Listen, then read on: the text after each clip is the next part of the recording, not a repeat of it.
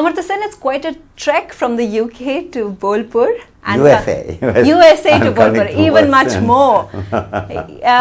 So after 14 years, you make this... 13 years, you come down to vote. What was so special about you being so committed as a voter to come down? No, I'm committed as a voter always as an Indian citizen. So I try to come every time, but it's not often possible. I'm in full-time employment despite being 80, and I teach. I have students, and normally I can't get away their classes. This time it was possible, so I came. It wasn't only the fact that this is a very important election, which is true, but even if it hadn't been, I would have come, since I had no conflict with lectures this time. Normally I have, alas. When reporters spoke to you at the polling station and when you came in here, there were couple of interesting things which stood out, and I wanted you to elaborate a little bit on that. You know, you spoke about Narendra Modi, and we've reported, NDTV has also reported you saying that he's popular, but you'd like a much more secular candidate.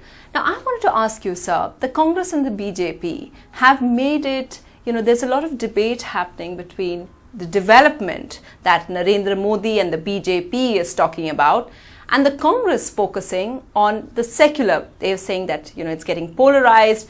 You should vote for a secular, someone who isn't as communal. They're calling the BJP's politics communalizing, and that it's polarized completely. What do you make of this development versus secularism debate? I think it's a very unfortunate and extremely misleading way of thinking about what's going on. You see, ultimately we're concerned with human freedom. And we want secularism because minorities should feel free. Free to live the life they want to lead. Free not to have to pretend something which they may or may not believe on religious or cultural or any other ground. Free to move around and free from fear. Development is to make people free to lead a life which they have reason to value, to be educated, to have health care when they need it, to have employment, to have means of support and have comfortable life in the family and in the community. So they are on the same side, namely the pro-freedom side. So to see them as secularism versus freedom would be very unfortunate confounding of what the issue really are. The issue is freedom. And do you think voters are being made to make that unfortunate choice, as you call it? I don't think so. I think voters are a lot smarter than we sometimes have to give them credit for. Sure. No, I think people recognize that the issue, the Indians are concerned with freedom. That was what happened at the time of the emergency also. After all, the poorest country in the world was concerned about issues such as habeas corpus. Yes. And, we may be told by American experts that poor people are not worried about these issues, but Indians are concerned about habeas corpus, protection of minority rights. They are concerned also about wanting good schools, good hospitals, and so on.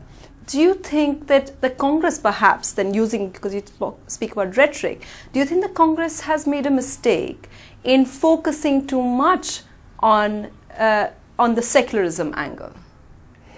I'm not going to comment on that. I'm not an electoral strategy advisor. Okay. I know certain things. I'm always very flattered when people think I know much more than I do.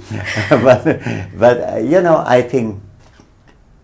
I think there are a number of things that Congress could have emphasized. I think the Congress's record is not very good. I always get upset when people say, you are pro-Congress, which I'm not. Yes. Do I think, and as I think I said in one of the interviews, that there are no ideal parties right now. On the other hand, I think the Congress is probably not guilty of certain types of problems, which other parties, some of the other parties, in this case probably BJP, led by Modi, I emphasize that. Right. Because the leadership has changed. I had lots of good discussions with Advani, Yashwant Sinha and Jaswant Singh and so on, or Suri. And there are lots of things of interest there. But BJP, led by Modi, may worry people, particularly minorities, but also majorities who are concerned about minority rights, in a way that's really worth worrying about. Now, Congress was not wrong to emphasize that. On the other hand, what are the achievements of the Congress? Now, it certainly there have been a lot of failures, a lot of things promised that hasn't happened. Corruption remained rampant. It was pretty rampant under the BJP rule as well. Right. But corruption is the right issue, which I think of as an Aam Aadmi issue. On the other hand, when it comes to emphasis, I was surprised that people tended to emphasize things like Indo-US nuclear deal, which is a very minor issue. I think the big issue was this is the period when the polio got eradicated. This is the period when AIDS epidemic at the beginning, 10 years ago, looked at India is going to be engulfed with it. But we have acted on it and removed that. We have had hurricanes 6 times the size of Katrina, with hardly any casualty, moving 1 million people off the coast. The food security thing could have been much better planned, but at least the government is willing to recognize that India has more undernourishment than any other country in the world. And I just wanted you to expand a bit more on something that you touched upon, on how because when you were vocal about and critical about Modi, but you're saying it could have been totally different if the BJP was led by somebody else?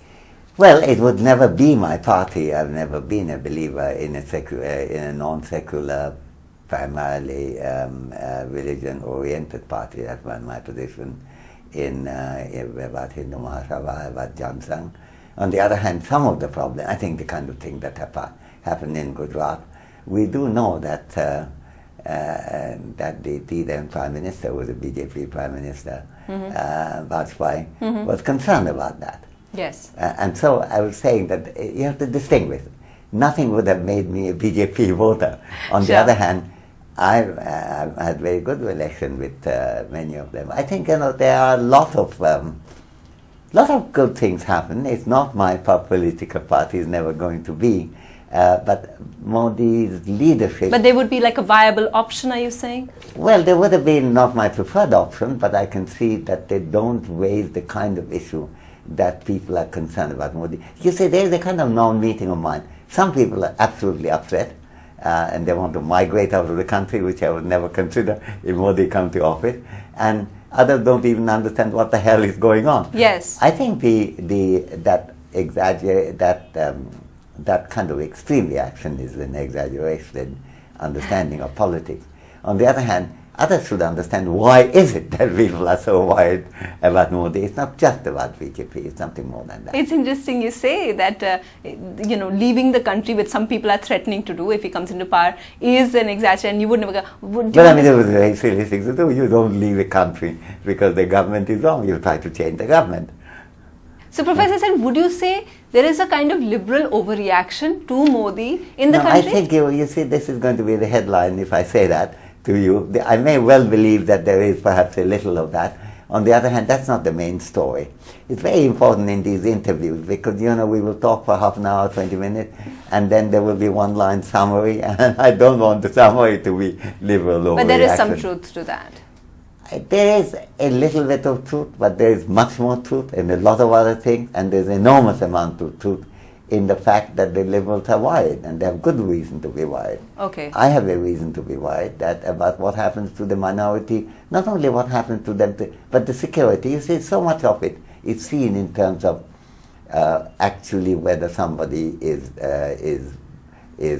physically manhandled or not, or killed, as in the case of Gujarat riots. Now, leaving out that issue on which many questions remain, even though one judge has absolved the Modi Supreme of Court, responsibility, but there are many cases that were not pressed yet. But the issue is not just whether he killed people or not, or whether he participated in that or not, but it is also whether he generates fear in the mind of people.